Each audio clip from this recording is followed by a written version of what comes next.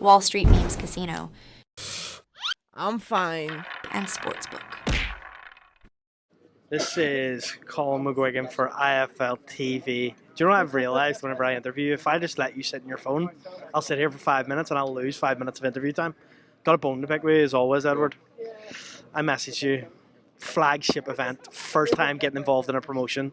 I said, Eddie, I got a deal done with DAZN. Got this fight on DAZN. Can you do me a quick promo video? What you were talking about? What are you talking about? Mate, we done an unbelievable event in Argentina. I sent you the details. Me, Pacheco, Samson. Lovely. Yep, me. Were you doing what? I was helping promote it. Nah. I was an integral part of getting the DAZN done, the deal with DAZN done. And Shut up. I was, mate. You asked DAZN. I got it done. I lent on the big dogs. I lent on the big dogs. I mean, I'll be honest with you.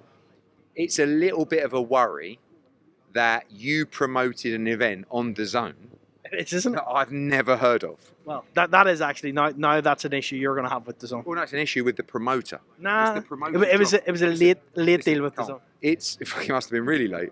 Was it done after the event? Right. The problem is it's your job as a promoter. You can't take the credit for being the promoter, Well, but also at the one same of. time, nobody knew about the event. Well, I also did send you the details. It was left unread. Well, the thing is when As you're usual. promoting the event, DMing me, asking me for help, Well, is not just the answer. I was just saying, you know what, I'll get Eddie to do it. I'm promoting an event, what do? I bring in the big dogs. I'll DM Eddie. Is that how Did you he got help the me? deal? I can imagine this is how you got the deal with the promoters. Yeah, it was it, Samson and Pacheco. Oh, I know Eddie. Oh, I'll bring him on board. Yeah, I'll get him out. He'll be pushing it across his social. He'll say a few words. Really, Eddie? Yeah, come on board. And then Didn't even do DM it. me and I just swerved you. Swerve me. I actually heard you having a conversation there on another level, saying that your favourite thing to cook. Can you tell us what that was? Pan Arabiata. There is no chance in the world you've ever cooked that. You do not cook. What are you talking about? There's no way you cook. What? Like, you lot are so deluded. What do you think? I sit at home with like 20 chefs coming out and like taking the silver, whatever they're called, off the dip. Like, I love cooking. Love cooking. It's one of my favourite things to do. Okay, why don't we do an IFL interview while you cook me dinner? Why does it always have to come down to doing something on IFL that will commercially benefit your IFL platform? made you. I'll tell you what, fuck off. I've got a better idea. Why don't I cook Pen Arabiata on Matchroom Boxing YouTube and let us get the credit and the numbers? Rather Well, than it was my idea. So. Yeah, all right. I'm a great cook. Eddie, let's get straight to it. Diego Pacheco, headlining his hometown. I received a message last night from Jason Quigley that said, I want that fight next. Make sure you give my name to Eddie. Do you believe that Diego Pacheco is at the stage of his career now where a Jason Quigley fight, after his good performance against Berlanga, elevates him to a different level, not looking past Sulecki? No, I love Jason Quigley, but we're past that level now. Sulecki, in my opinion, is, I think he's slightly above Quigley, but if not, on the same kind of level. After Sulecki, if we get the job done, we have to be looking at Ungia, Bazinian, Mbili, like these kind of fights, because Diego Pacheco is number one in the world with the WBO. He's going to get ordered to fight the winner of Berlanga against Canelo in 2025. And we got to be ready for it, because I ain't turning it down. Do you know what I mean? Like, when that opportunity comes, you got to be ready to take it. But Diego is still 2 or 3 fights away for being ready for that fight, in my opinion. He thinks he's ready for it now. But you got to cut through Sulecki like a butter through knife, and then you've got to beat one of those other names that I just mentioned. Then you're ready. But this kid is 23 years of age. He is one of the top fighters in this country already, and I think he's going to be a superstar. But this is a tough fight on Saturday. Sulecki's here to fight, and he's a tough kid. Chev Clarke on the undercard. Oh, mate, Is this a proper fight for Chev? This is a proper fight. I'm telling you now, you see the likes of all those other cruiserweights who like to just keep it in-house and have all these little friendly fights. None of them would fight Efe Apochi. This kid was a good amateur. He beat Jaya Patar in the Commonwealth Games. He's got 2 defeats on his record. Watch him back. He never lost those fights. Just on away shows, gets robbed on a split decision. Like, this is a serious fight. And shout out to Chev for taking these chances. Look at what we do with our fighters. We're giving Chev the US opportunity. He's coming over to Los Angeles. He's building his career. He's gaining invaluable experience. And fair play to him, because he's taking a real fight. He didn't have to take this fight. But if he's going to go on, and he's a guy, 2 or 3 fights, he's got to fight for a world title. Who else is there to fight? But I'm telling you now, that's going to be a brilliant fight for Chev. And he looked good. He looks well prepared. He means business, and he'll come through on Saturday night. Talk to me a little bit about, first of all, this Brian Norman. I've just seen a video surface online of his dad saying that you came back with an offer. It's way below their estimations. Talk to me a little bit about what you've offered. To be honest with you, if that offer is way below his estimations, Brian Norman's dad has absolutely no clue about anything involving the business of boxing. Like, with all due, I rate Brian Norman, yeah? No one knows who Brian Norman is outside of like people who follow boxing like on a hardcore level. We approached Top Rank and Brian Norman about making a unification fight. We made our first offer, which, just to put it out, I don't like talking numbers, was well north of $1 million, right? People were tweeting me going, I bet you offered him $250. It's like, fuck off, mate. We're not here to play games. So that's the offer we fired in. Come in, Top Rank, come back. We get on really well with Jeremy and the team. Great people. Nothing, you know, look, unfortunately, he wants this kind of number. All right, okay. So we go back and we up the offer by $250,000, right? Oh, yeah. Brian Norman comes out. We're close. Yeah, we want this fight. Yeah. Boots ain't the bogeyman. Brian Norman's the best welterweight in the world. Yeah. Okay, so we get told we're close. We go back, we offer another $250,000, right? Now we're at a level. I'm making these offers. I'm thinking, how are we paying Brian Norman this amount of money? The sport has gone mad. But well done, Turkey Al Sheikh. You've driven these purses up, and good luck to the fighters as well. But now we're paying mad money to people like Brian Norman. Then they come back and they go, oh, you're miles away. So hang on a minute. We were close. We've upped it by $250,000. Now we're miles away. So that leads me to believe you're talking shit, right? You're using Jaron Ennis's name, as we would say, for clout. I think over here they say they're capping, right? But what? Like, this aggravates me so much in the sport of boxing, yeah? If you truly believe you can beat Jaron Ennis, because let me tell you now, that fight, if Brian Norman fights Jaron Ennis and wins, he's a superstar of the sport. He's going to make a truckload of money doing it anyway. But you don't believe, do you? That's the reality. Brian Norman and your team, you don't really believe. Because if you believed, you would take the fight. Because let me tell you, your last purse, which was probably like $200,000, this is going to change your life. But don't tell us we're close and then we keep putting offers up, keep putting the offers up, and then we're told we're miles away. You're lying. And you drop the ball, because now it looks like the IBF ordered a mandatory, which is a joke, right? An absolute joke, and the IBF have got to stop doing this. But it is what it is. Sometimes you have to deal with a mandatory. We may vacate, we may fight them. But the reality is all these people, it's like Stanionis. Oh, he tweets, oh, Eddie Hearn, you keep saying you've made me an offer. You haven't even made me an offer. I went, how about Wednesday at 4 p.m. I made you an offer? Oh, comes back. Oh, yeah. Sorry, yeah. Oh, yeah, well, it was a shit offer. No, it wasn't. It was, again, well over $1 million. Emmanuel, whatever your name is, Stanionis, who are you?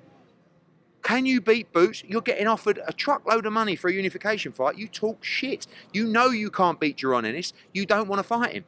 So come offline, stop doing these stupid tweets, these stupid interviews, and go and have irrelevant fights. Because Brian Norman is going to fight a bloke I've never even heard of before for about $400,000. Congratulations. Well done, mate. Where you could have been in one of the biggest fights in boxing to prove that you are the real deal. And that's fucking rant over. If you vacate, what do you do with Boots? Probably move to 154 and try and find people that really want to fight him. Virgil Ortiz, Israel Madrimov, Terence Crawford, probably not. But we can't, you know, listen, we may fight Chudazian, whatever his name is, but we've already boxed him. Do you know what I mean? He ain't a bad fighter, by the way. But, like, what is the IBF doing? Eddie, you signed Shakur, right? You've made him a priority at Matchroom. You've sang his praises like you said you would. I want to ask you about Joe Cordina, because Joe Cordina's stage of his career, getting beat in an unfortunate way against Anto Kakachi, and that probably one step too long at that weight. Are you in a tough predicament now because you've got a loyalty to Joe? Is he still promotionally with Matchroom? Yeah, and obviously, we had an option on Joe Cordina after his last fight. A last option. We've ended up doing a deal with Gold Star and Matchroom and Joe Cordina to make this fight. Let me tell you something now. This is a serious fight, right? And it actually makes me laugh when people go, oh, Shakur Stevenson against Joe Cordina. I'm telling you now, this is a dangerous fight for Shakur Stevenson.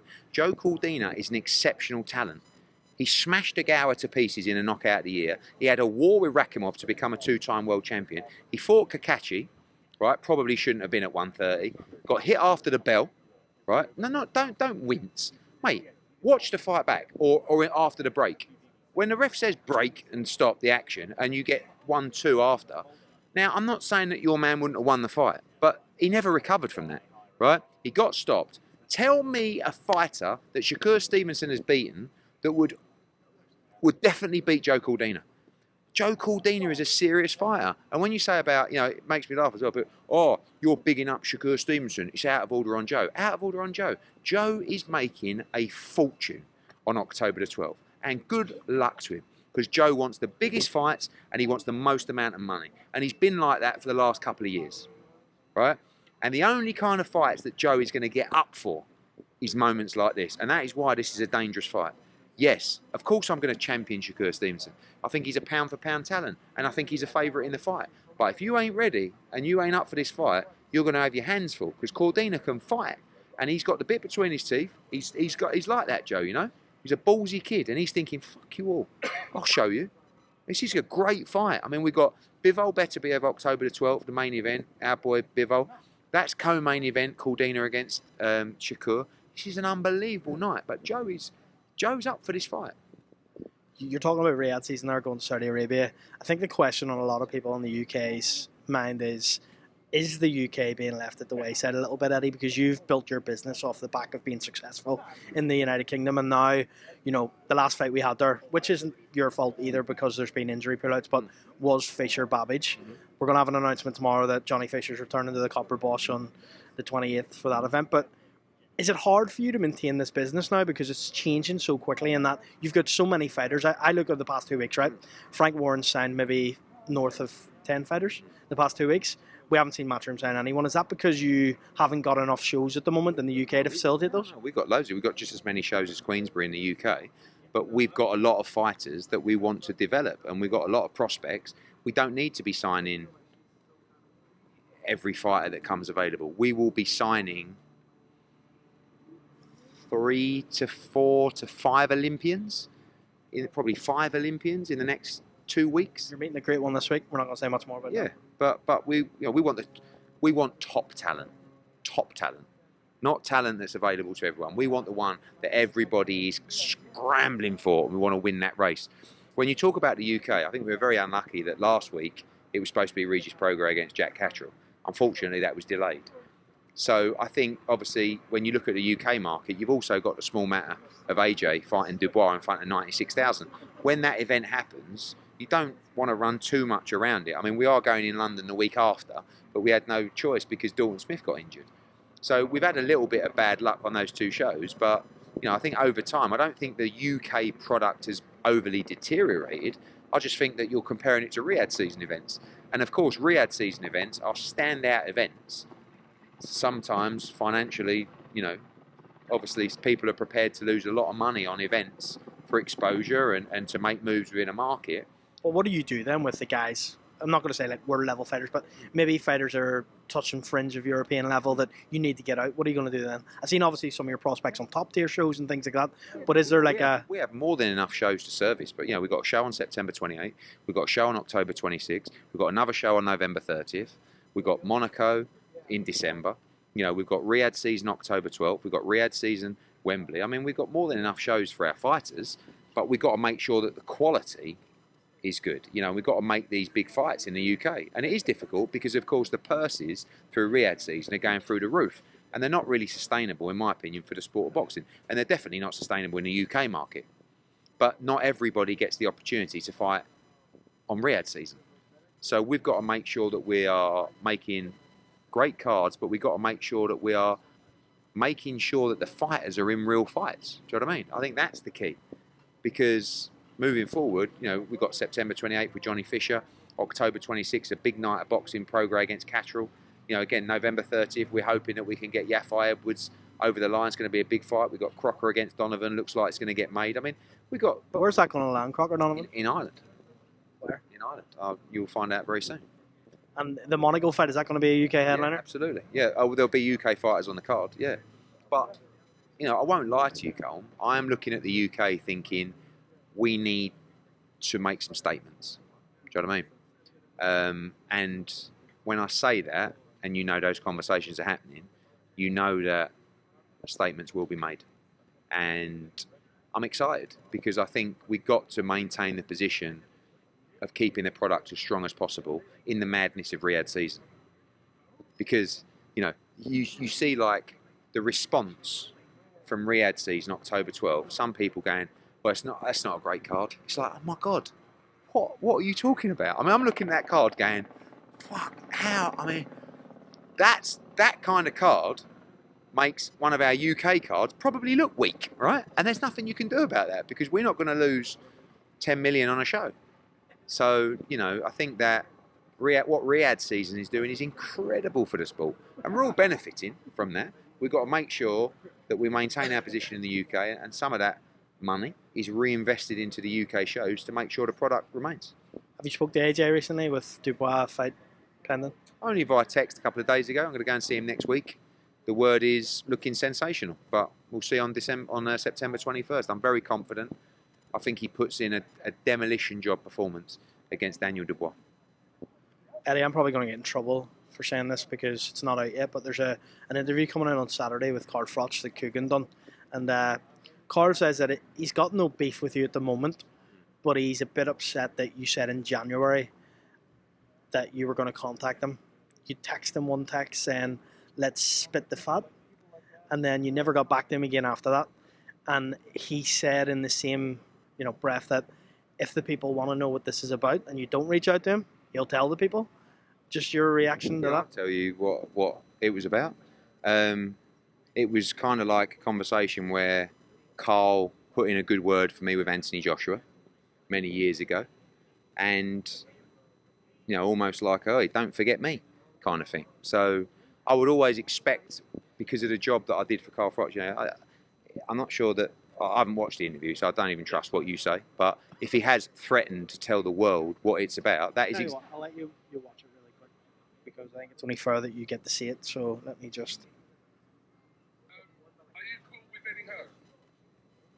Eddie Hearn, yeah. Real problem with him. Me and Eddie Hearn have got, like he said to you before, he's got to have a chat with me, he's got to give me a call, and he sent me a message saying we're going to spit the fat. Just I don't think I said that. We've got something. We've got not an issue. It could be an issue, but it's not an issue.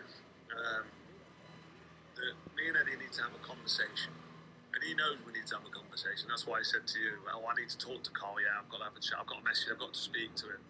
We said that in fucking January. It's now August. We're nearly in September. We've still not had the conversation. I realise he's a busy man. Yeah, and he's got shit to do. He's here and there and everywhere, transatlantic flights, etc. But, you know what I mean? He sits on the toilet every day, doesn't he? So when he's sitting on the toilet, he could send the Cobra a message, couldn't he? But he decides not to. So, yeah, it's at a boiling point at the minute. It was simmering for a couple of months. Now it's just starting to bubble. So, Eddie Hearn. Yes, to answer your question, I'm all right with Eddie, no problem. Listen, I've got a lot of things to be grateful for Matchroom and Eddie Hearn, and I'm looking forward to his little Netflix documentary, which is being released soon. But I do need to talk to Eddie. I need to have a conversation with him, but I don't want to do it over the phone or over an interview. I want to talk to him face to face, sit down and have a chat. That's it. That's all I want with Eddie. Just a quick 15, 20-minute conversation, face to face, and then we'll be sound. But I've got no beef. I've got no real beef that I want to go into publicly. But if it comes to that, then if people are interested in knowing what the subject matter is that I want to talk to Eddie about, or what the issue is, I mean, I've already said it's not an issue because it's not an issue, but it could be an issue. If we don't have this conversation, then things might get interesting. Well, there you go. He's threatening me, so I've just told you what it's about. So listen, I've got no beef with Carl. I think that the problem is with me and Carl is I don't agree with everything that Carl says. Carl's very stubborn, and I've always said that's what made him. Although stubbornness can sometimes be a weakness, sometimes it can be an unbelievable attribute. And for Carl Froch, his stubbornness has made him the fighter that he is. But I will reach out to Carl Froch and I will have a chat. But if I don't think there's a conversation to be had, and I am away most weeks, like with all due respect, like I'm just not. It's very difficult for me to drive to Nottingham and meet up with Carl. But I'm more than happy to meet up with him. And I love Carl to bits. I think he's hilarious. And we did share some great times. But I'm very happy to have a debate on what his beef issue is. So when you referred to the Anthony Joshua thing, do you believe that he thinks that he should be, is that what you're saying, like he should be rewarded for that as such? Who knows? But, I would hope that because of the job that I did for Carl Froch, if I was trying to sign someone or someone asked their opinion of Eddie Hearn and Matchroom, he would say, they helped change my life and they did an amazing job for me. And Eddie's a good bloke and he always delivered exactly what he said he would do. I would expect people to say that on my behalf if I did that for him. But, you're not going to put words in my mouth. I don't know until I meet up with, but it's definitely regarding AJ. Eddie, thanks so much. Appreciate it, mate. Cheers.